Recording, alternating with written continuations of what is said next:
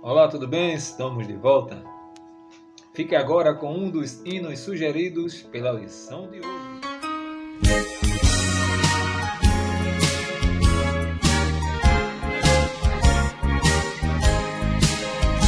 Quando lá do céu descendo para o seu Jesus voltar e o clarim de Deus a todos proclamar que chegou o grande dia do triunfar do meu rei, eu possuo imensa graça, lá estarei.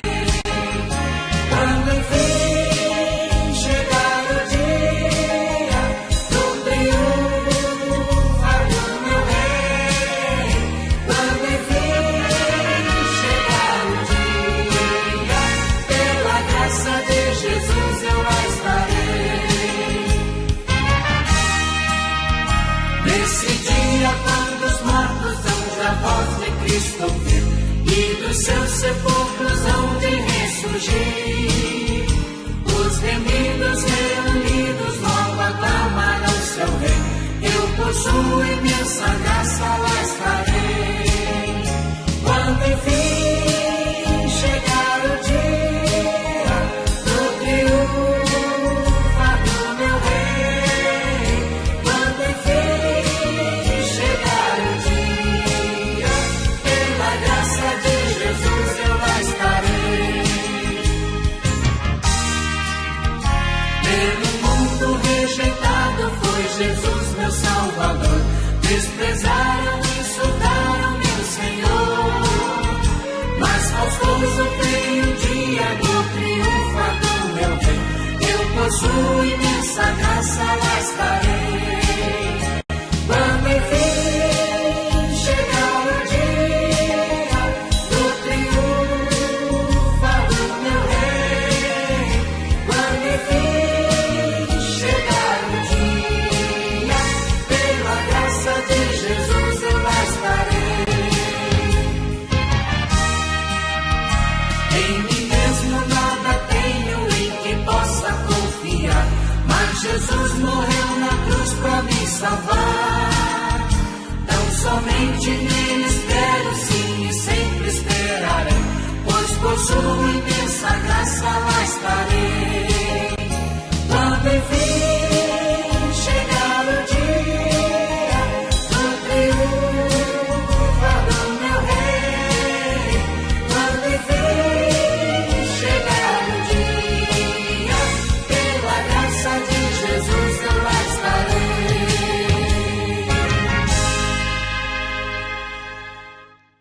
Muito bem, estamos de volta trazendo agora a lição do terceiro trimestre de 2022.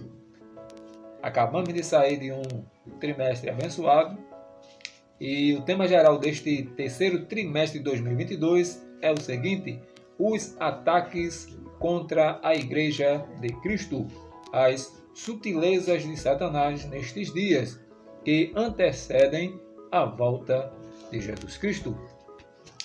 Comentarista deste terceiro trimestre de 2022, da lição bíblica dominical, da Escola Bíblica Dominical, é José Gonçalves.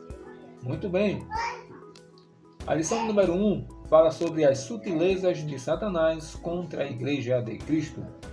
Lição 2, a sutileza da banalização da graça. Lição 3, a sutileza da imoralidade sexual. Lição número 4, a sutileza da normalização do divórcio. Lição 5, a sutileza do materialismo e do ateísmo.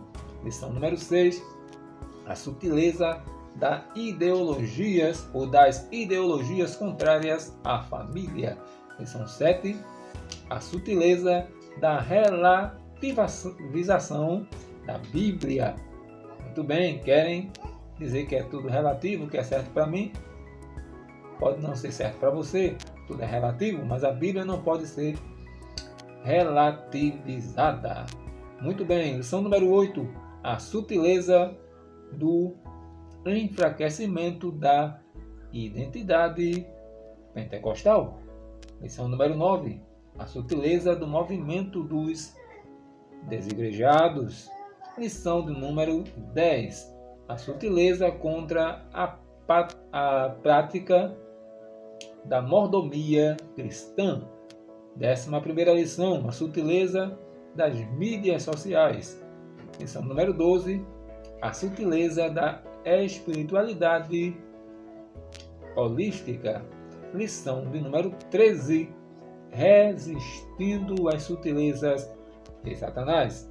Já dá para perceber, cardápio recheado deste terceiro trimestre de 2022. E a palavra sutileza está em todas as lições deste terceiro trimestre. A lição número 1, um rápido comentário para o vídeo não ficar muito longo. As sutilezas de Satanás contra a Igreja de Cristo. Será comentada na lição na Escola Bíblica Dominical no dia 13 de julho de 2022. Textuário diz assim: mas o Espírito expressamente diz que nos últimos tempos apostatarão alguns da fé, dando ouvidos a espíritos enganadores e doutrinas de demônios. Primeira carta de Paulo a Timóteo, capítulo 4, versículo 1. Verdade prática. De forma sutil e sorrateira, o diabo desfere ataques à igreja. É preciso que cada crente saia ao combate com as armas espirituais dadas por Deus. Muito bem, leitura bíblica diária. Segunda a sábado, temas importantíssimos para nós. Leitura bíblica em classe está no livro de 1 Timóteo, capítulo 4, versículos de 1 ao versículo número 5. Hinos sugeridos desta lição é o 34, 48 e 98 da harpa cristã. Muito bem. Que interessante. Um comentário rápido sobre essa verdade prática, esse textuário, que é muito importante. Mas o Espírito expressamente diz que nos últimos tempos apostatarão alguns da fé, dando ouvidos a espíritos enganadores e doutrinas de demônios. Muito bem, é importante dizer que muitos apostatarão da fé. O que é apostasia? É o afastamento, não é? Mas dentro da lição nós vamos comentar um pouco sobre isso rapidamente. A verdade prática. De forma sutil e sorrateira, o diabo desfere ataques à igreja. Então, o ataque do adversário não é primeiramente contra Deus, mas é contra a igreja, né?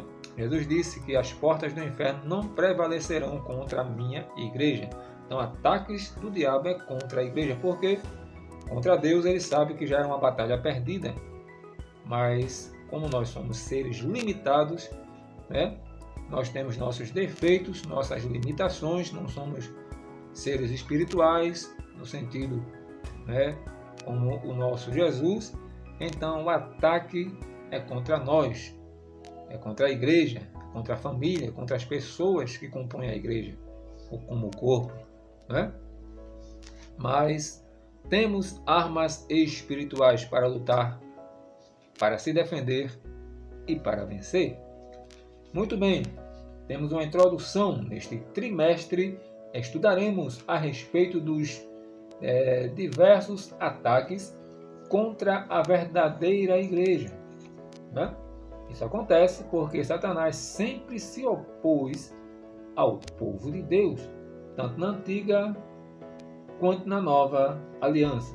Fora do contexto bíblico, a igreja sempre experimentou a oposição do diabo. Então não foi somente na Bíblia que a igreja sofreu perseguição. A igreja sofreu perseguição também na história, né? Muito bem, e ainda sofre. Primeiro tópico da lição: a igreja sob ataque. Palavra-chave: sutileza. Desta lição: a sutileza do ataque. Um fato de fácil constatação é que a oposição sistematizada às verdades cristãs cresceram nas últimas décadas. Em cada escala, não é? exponencial se em anos passados, né, as perseguições e os conflitos bélicos eram com os instrumentos usados como armas, né, bombas. Hoje, isso acontece de forma muito mais sutil, né? Às vezes nem parece um ataque, né? Nem parece uma perseguição, é de forma sutil. Parece que é amigo. Eu amo os evangélicos, né? Mas a gente sabe que o nosso verdadeiro, aquele que nos ama é Deus, que deu o seu Filho. Ele amou o mundo de tal maneira e deu o seu Filho. É o amor verdadeiro, um amor que não esperou nada em troca, no sentido de amor a todos, né? Mesmo sabendo como era um Deus onipotente, onisciente, né? Ele sabendo já do futuro, mesmo sabendo que alguns iriam rejeitar, mesmo assim ele nos amou, né? É muito interessante. Então, temos o alerta para o povo de Deus. Lá no livro do profeta Ezequiel fala sobre o atalaia, não é verdade? E o alerta ao povo de Deus nas Escrituras Sagradas sempre foi através de profetas que Deus levantava, não é? Está lembrado? Não é verdade? Lá no livro 2 Crônicas, capítulo 20, versículo de número 2, está escrito: chegaram a Josafá e avisaram que vem contra ti, está se levantando contra ti, né? O inimigo vem por aí. Então foi um aviso, né? Muito bem. Então, o alerta no Antigo Testamento, Deus sempre avisou ao seu povo. Nada acontecia com o povo de Deus sem que fosse avisado. Os alertas e advertências sempre vinham, né? Tanto em relação a pessoas quanto a grupos. Gênesis capítulo 37, versículo 5. Durante a monarquia, período dos reis, os avisos e advertências vieram de uma forma muito mais intensa através dos profetas, segundo o livro dos reis, capítulo 6, versículo 8 ao 12. Na verdade, na sua primeira carta a Timóteo, Paulo escreveu sobre este grande alerta e disse que o Espírito Santo dava este alerta à igreja, no capítulo 4. O advérbio grego aqui, retos, traduzido como expressamente, possui o sentido de claramente, sem sombras de dúvida. Então, quando Paulo diz expressamente, surgirão nos últimos dias homens que se afastarão da fé, dando ouvido a espíritos maus, né? Doutrina de demônio. Paulo está dizendo que, sem sombra de dúvida, iriam se levantar pessoas assim contra a igreja. E o pior, que eram pessoas de dentro da igreja mesmo, que sairiam de dentro da igreja. Muito bem. Terceiro subtópico do primeiro tópico, a igreja na reta final. A sutileza de Satanás ao atacar a igreja de Cristo é um fato claramente revelado pelo Espírito Santo. Deus previu ou preveniu a igreja de que isso aconteceria, né? Além desse fato, o Senhor também mostra que isso aconteceria nos últimos tempos. A expressão últimos tempos, em 1 Timóteo capítulo 4, versículo 1, é uma referência ao período compreendido como sendo a era da igreja. Então, estes últimos tempos se refere à era da igreja, quando nós estamos atravessando, né? E não necessariamente a era onde Paulo vivia, né? E muitos confundem, porque Paulo disse que estava esperando Cristo voltar naquela época, a volta de Jesus. mas na realidade é a era da igreja. Enquanto a igreja estiver na terra,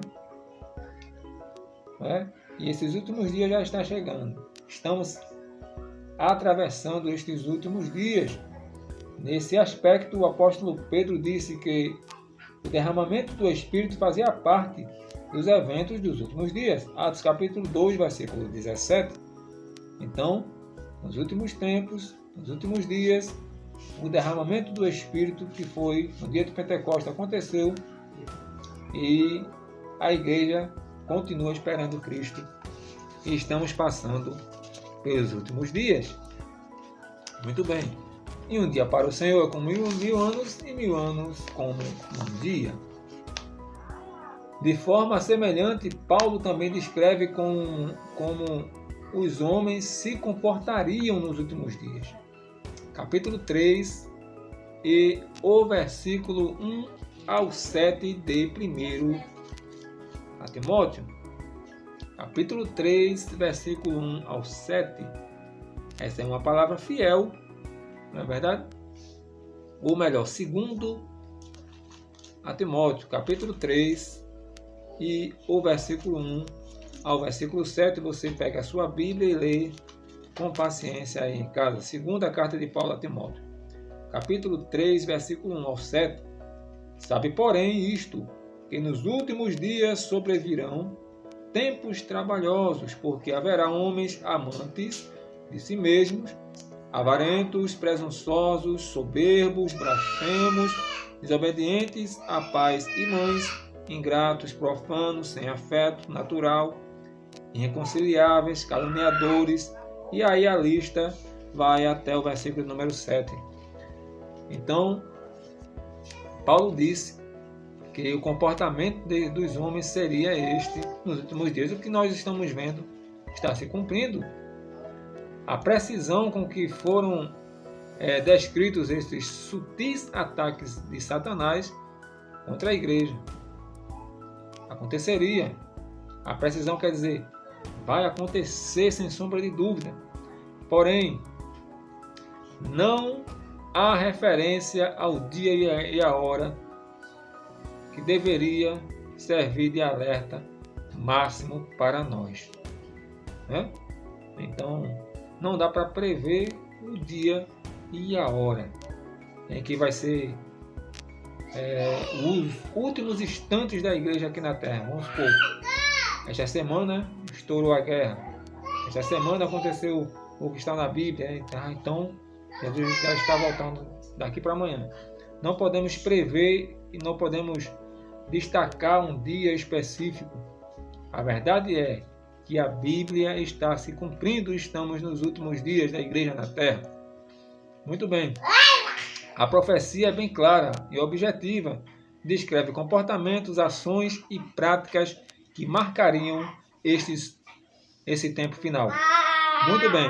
Se o apóstolo Paulo, que viveu naquela época, há quase ou mais de 2000 anos atrás, disse que já vivenciar os últimos dias, em 1 aos Coríntios, capítulo 10, versículo 11, o que a igreja pode dizer deste presente século, nesta época?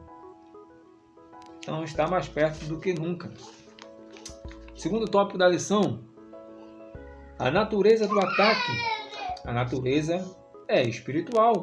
Primeiro subtópico, no segundo tópico. Em sua exposição, o apóstolo faz referência a espíritos enganadores e demônios. Não há nenhuma dúvida,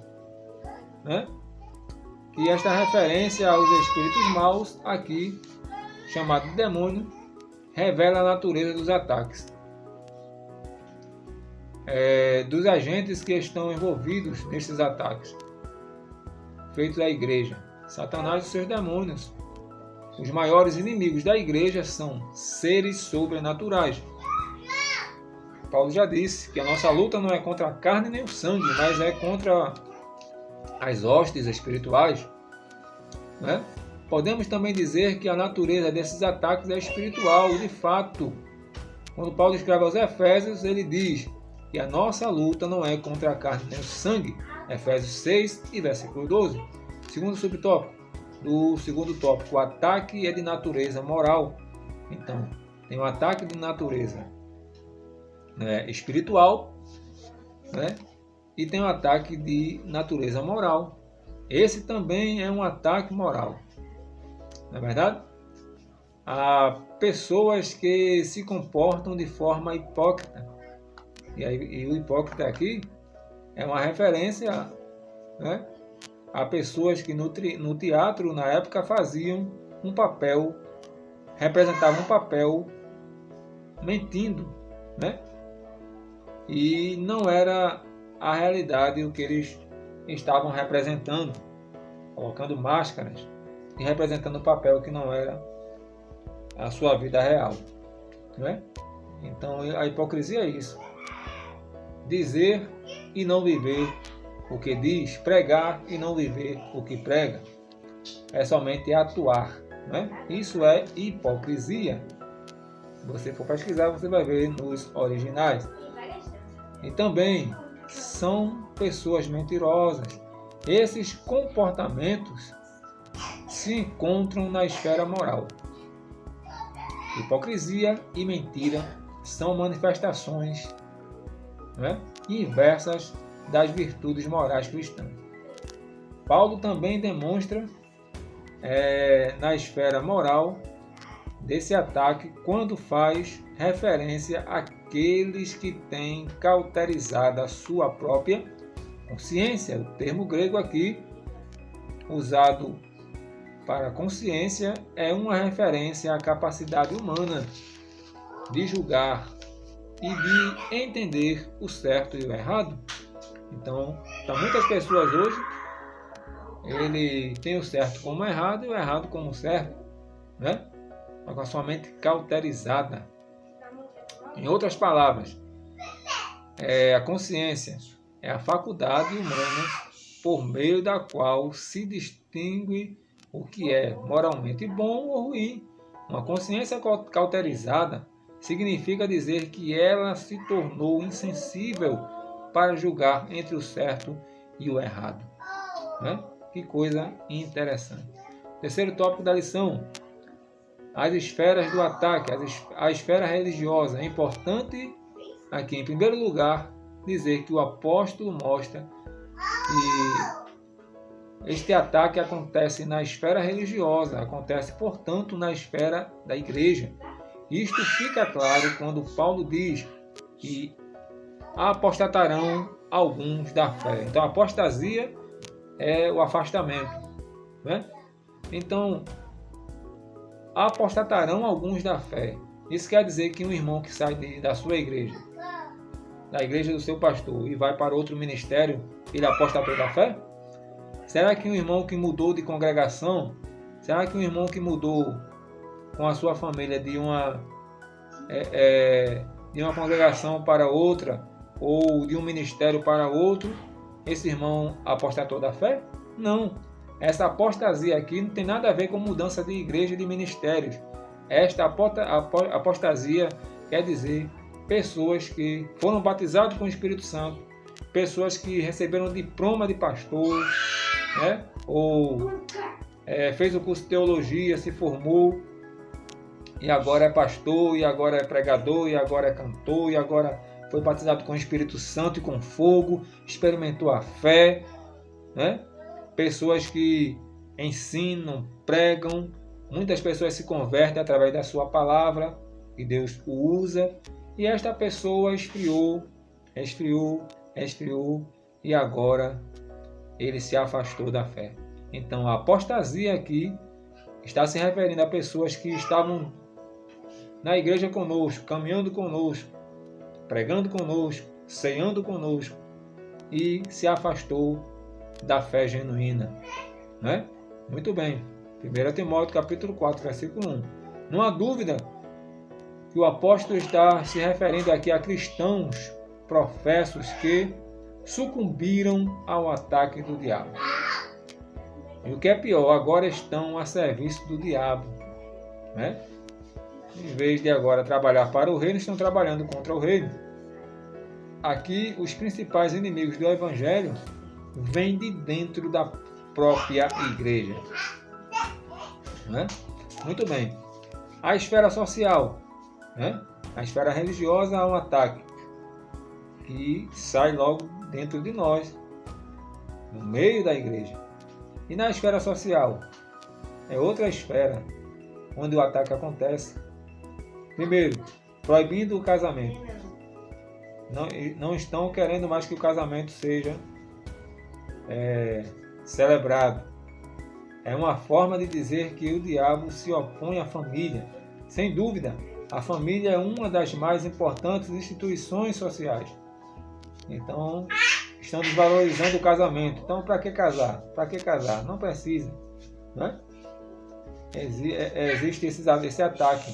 Estando sob fogo cerrado, ou estamos sob fogo cerrado, as mais variadas leis e decretos têm sido criados com o intuito de desconstruir a família.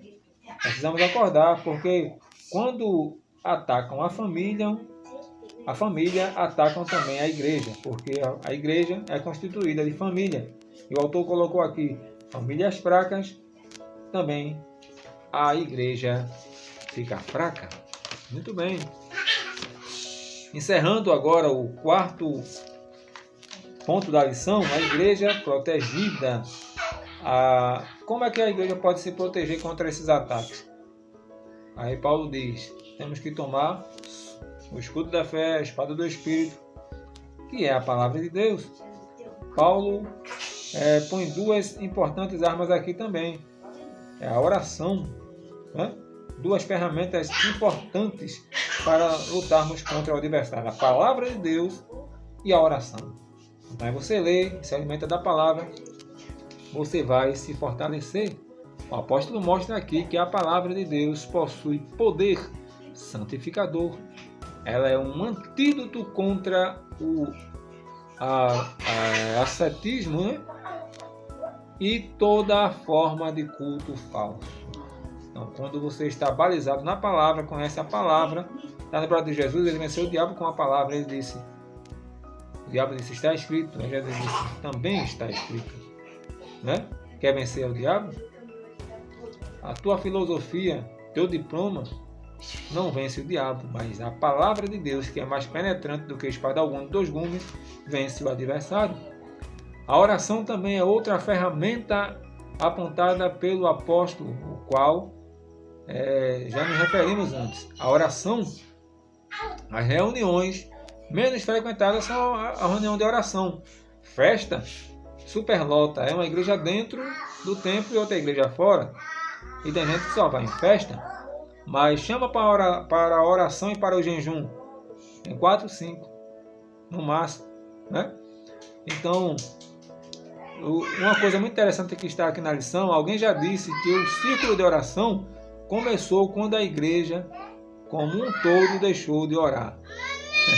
Portanto, persevere na oração e na leitura da palavra do Deus Todo-Poderoso. Que Deus abençoe a tua casa, a tua vida, em nome de Jesus. Amém.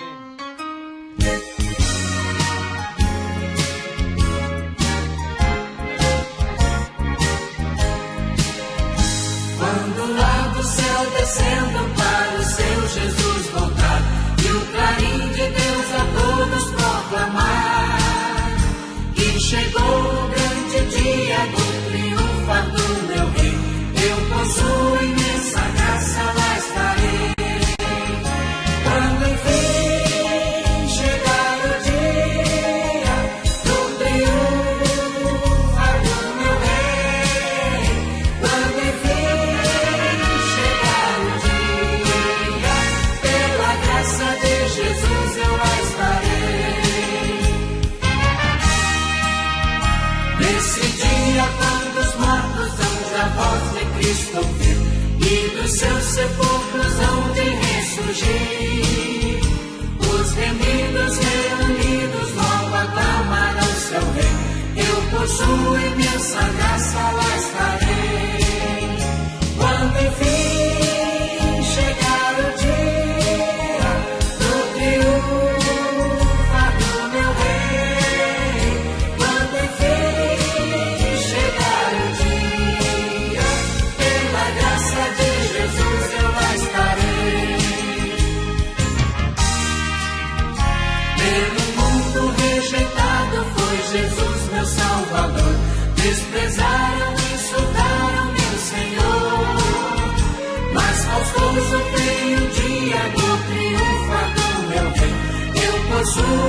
justiça, graça, lá estarei.